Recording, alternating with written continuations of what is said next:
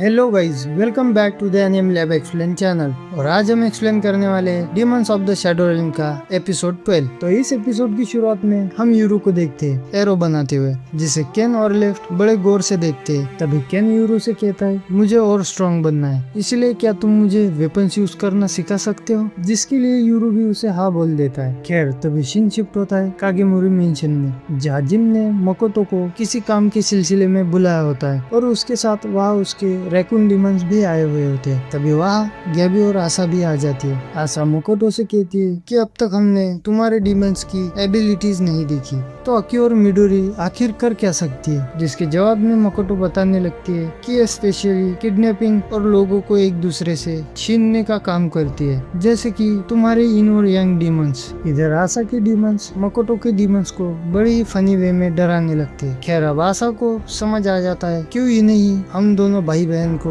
Kidnap करने के लिए हायर किया गया था। अब गैबी मकोतो से पूछती है कि तुम्हारे डीमंस लोगों को कैसे किडनैप कर दिए। मकोतो बताती है कि आकी टारगेट के मुताबिक खुद को किसी भी ह्यूमन बॉडी में ट्रांसफॉर्म कर सकती है। वही मिडोरी के बारे में बताती है कि वो एक रेकून डॉग है। कहते हैं कि एक रेकून डॉग के गोटे 8 चटाइयों जितने बड़े होते हैं। वो जाल की तरह बहुत दूर तक फैल सकते हैं, जिससे वो किसी को भी घेर कर किडनैप कर सकते हैं। अब आशा और गैबी सोचते हैं कि ये डीमन गोटे का इस्तेमाल लोगों को किडनैप करने के लिए करता है। वही मकोटो जिम को बताने लगती है कि इन दोनों डीमंस ने डीमन वॉर में लड़ाई की थी। इधर गैबी आशा को डरा रही होती है, ये बोलकर कि इमेजिन करो हमें एक रेकून डॉग ने अपने अफरोट में किडनैप कर लिया है, जिससे आशा बहुत ज्यादा डर जाती है। खैर, अब आशा जिम से पूछती है कि मैंने सुना है तुमने ही मकोटो को किसी काम के सिलसिले में बुलाया है, कहीं तुम मेरे भाई को किडनैप करने का प्लान तो नहीं बना रहे? जहाँ जिम नो बोलकर उन्हें वेस्ट की तरफ लेके जाता है, जहाँ वो बताता है कि मकोतो को उसने इसीलिए बुलाया है क्योंकि उसने कहा था कि वेस्ट की तरफ एक गेट है, तो वो उस गेट को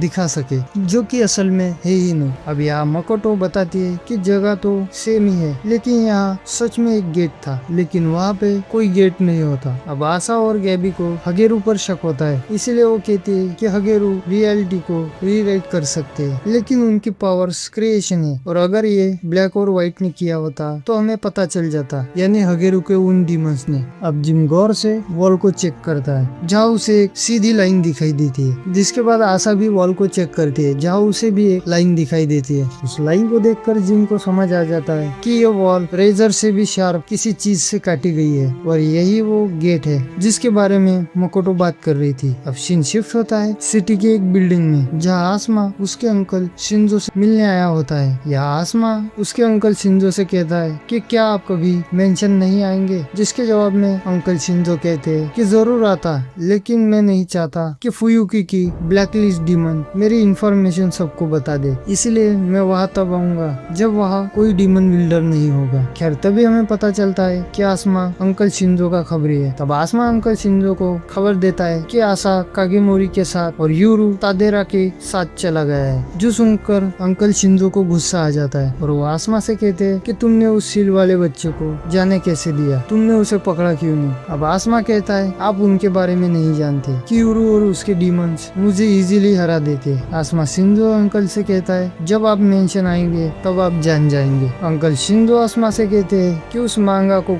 डिसअपेयर कर दो, यानी कि हगेरू को, फिर तुम क्लैन के अगले हेड बन जाओगे। वही आसमा हंसते हुए कहता है कि वो अगर हगेरू को मार दे कि वो लोग मुझे भी जिंदा नहीं छोड़ेंगे। अब अंकल शिंजो कहते हैं कि अगर तुम उन लोगों को और पावर नहीं कर सकते तो आशा को बहला फुसला कर अपनी साइड कर लो। आसमा कहता है कि ये गलत बात है, एक 16 साल की लड़की को एक एल्डर लड़का अपनी बातों में फंसाए। जिसपे अंकल शिंजो कहते हैं तुम भी तुम्हारी माँ की तरह बेकार हो। जो सुनकर आसमा को गुस्सा आ जाता है, इसलिए वो यहाँ अपनी एक बटरफ्लाई छोड़कर वहाँ से चला जाता है। तभी वहाँ पर कोई आता है, जिसे अंकल शिंजो कहते हैं मैं तो उसे बताना भूल ही गया कि तुम यहाँ पर हो। खैर, कोई बात नहीं, तुम एक दूसरे से फिर कभी मिल लेना। वही वो आदमी अपनी कटाना से आसमा की बटरफ्लाई को 2 टुकड़ों में काट देता है, और तभी कहता है कि तुम्हें अपने भतीजे को और ट्रेन करने की जरूरत है, और वही हमें उसका फेस दिखाया जाता है। खैर, फिर से सीन शिफ्ट होता है हाना के घर पर, जहाँ हाना रियू से पूछती है कि क्या हम इस बच्चे को संभाल पाएंगे, यानी यानी कि केन को, जिसके जवाब में रयू कहता है फिक्र मत करो, वो बहुत जिम्मेदार है और समझदार भी। तभी हाना को अपने लैपटॉप में कुछ दिखता है जहाँ वो बताती है कि उसे म्यूनिसिपल मिसिंग पर्संस की साइट पर लास्ट डे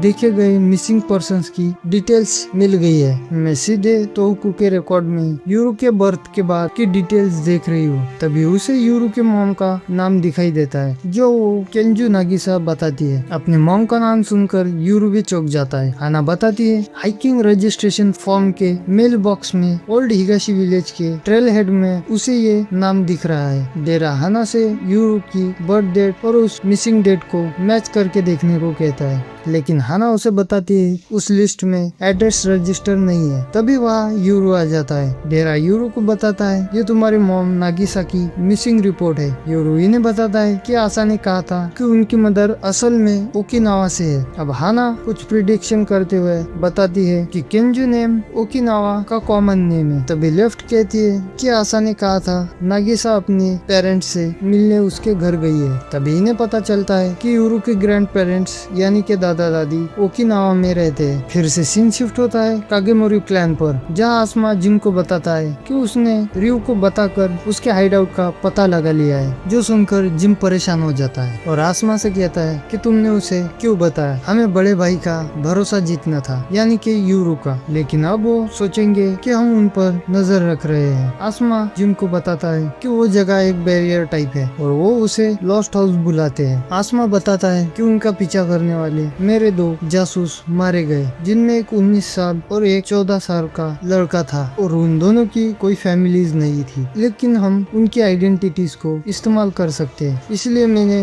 उनकी ऑफिशियली फैमिली रजिस्ट्रेशन करके उन्हें जिंदा दिखाया है। आसमा कहता है गैबी अपनी आइडेंटिटी का इस्तेमाल कर सकती थी, ये बड़ी शर्मिंदगी की बात है। और आशा जो एक 16 साल की लड़की है जो बिना किसी फैमिली या फ्रेंड के रह रही है, कितने दुख की बात है। तभी जिम कहता है गैबी जो कर रही है उसके फैसले और उसकी सोच पर मैं सहमत हूँ, और आशा ने भी जो किसी और की आइडेंटिटी अपनाई है वो उसकी अपनी खुद की आइडेंटिटी है। जिम के इतना कहते ही उसे एक कॉल आता है जो गैबी का था। गैबी जिम को बताती है कि आशा को उसकी किसी ग्रैंड माँ का कॉल आया है जो ओकिनावा से है। आशा अपनी ग्रैंड माँ को बताती है कि वो ठीक है और कागेमोरी उसका बहुत ध्यान रखते हैं। साथ में वो ये भी बताती है कि वो नहीं जानती उसके पेरेंट्स अभी कहाँ है। तभी हमें आशा की ग्रैंड माँ का घर दिखाया जाता है, जहाँ वो आशा को कॉल पे कहती है कोई बात नहीं, मैं एक्सपेक्ट करती हूँ कि नागिसा एक दिन जरूर वापस आएगी। तभी हम आशा की ग्रैंड माँ को देखते हैं। वो कहती है कि अब मेरी उम्र हो रही है, मैं नागिसा को देखना चाहती हूँ, लेकिन उससे पहले मैं तुम्हें देखना चाहती हूँ। अगर तुम्हें एक बार देख लूंगी तो मेरी तबीयत ठीक हो जाएगी, तो एक बार तुम मुझे मिलने आ जाओ मेरी बच्ची। जहाँ आशा अपनी दादी से कहती है कि वो माफी चाहती है लेकिन वो अभी नहीं आ सकती, लेकिन आपकी आवाज सुनकर अच्छा लगा, मैं बाद में कॉल करूंगी। और इतना कहकर आशा कॉल कट कर देती है। आशा कहती है कि उसकी दादी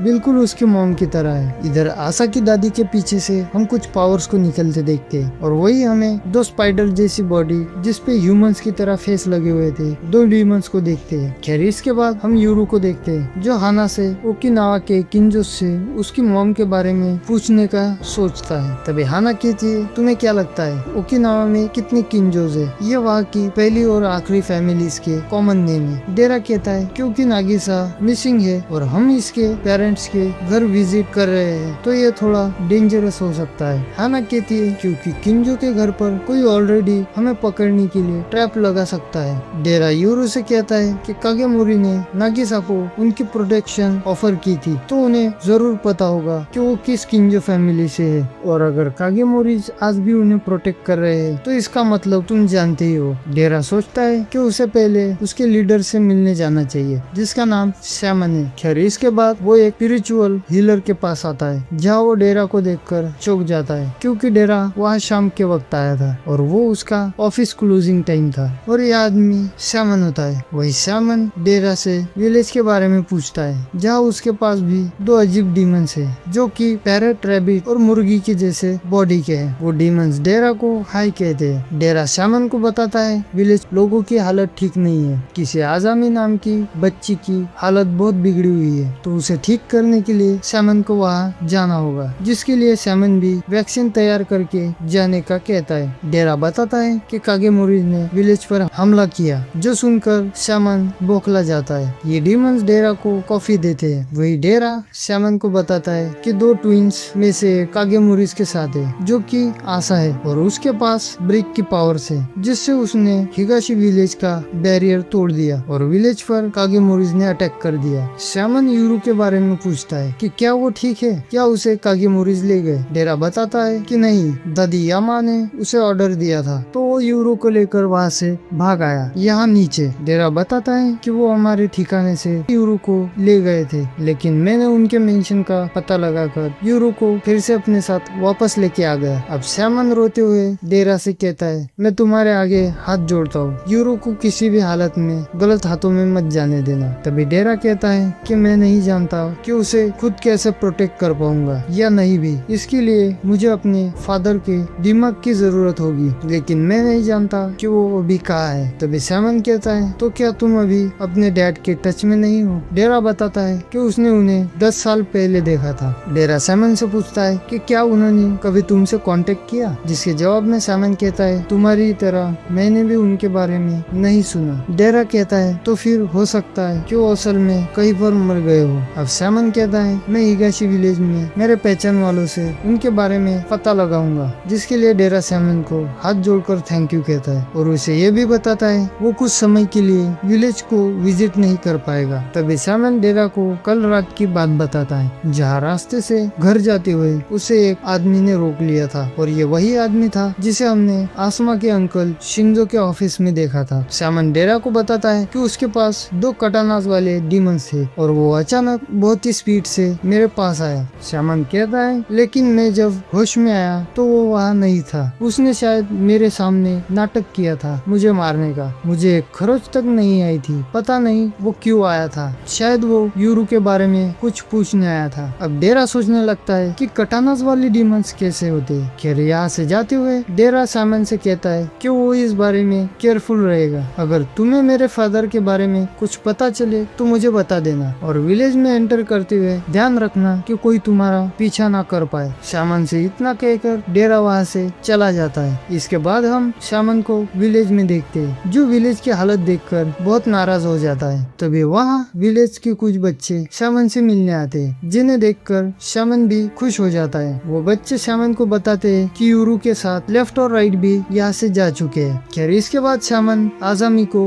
इंजेक्शन देता है, जिसकी मॉम को गैब्रियल ने एपिसोड 1 में मार दिया था। खैर इसके बाद आजामी एक आदमी के साथ यहाँ से चली जाती है। वही ये लोग कागेमोरीज पर बहुत ही भड़के हुए थे। इनमें से एक श्यामन से पूछता है कि क्या आप ठीक है, कागेमोरी कहीं आपका पीछा तो नहीं कर रहे। श्यामन बताता है कि वो ठीक है, कुछ कागेमोरीज ने उसका पीछा करने की कोशिश की थी, लेकिन उसने उन्हें चकमा दे दिया। गांव वाले सोचते हैं कि उन्हें सिल्सन के लिए कुछ करना चाहिए, यानी कि यूरू के लिए। तभी दांजी की मदर कहती है इसके लिए उन्हें कागेमोरीज के अगेंस्ट फाइट करनी होगी, लेकिन श्यामन बताता है कि यूरू के पीछे 5 केयरफुली सिलेक्ट डाकुओं को भेजा गया था, लेकिन उनमें से एक भी वापस नहीं गया। यूरू खुद को बचाने में काबिल है, इंसान तो उसके लिए बहुत स्लो है, उसे पकड़ने के लिए किसी को हॉस्टेज बनना होगा। तभी श्यामन के पेट से एक कटाना बाहर आती है और उसके पेट फाड़कर उसमें से वही कटाना डीमंस वाला आदमी निकलता है, जिसे देखकर श्यामन भी चौंक जाता है और उसे कहता है तुम वही पागल आदमी हो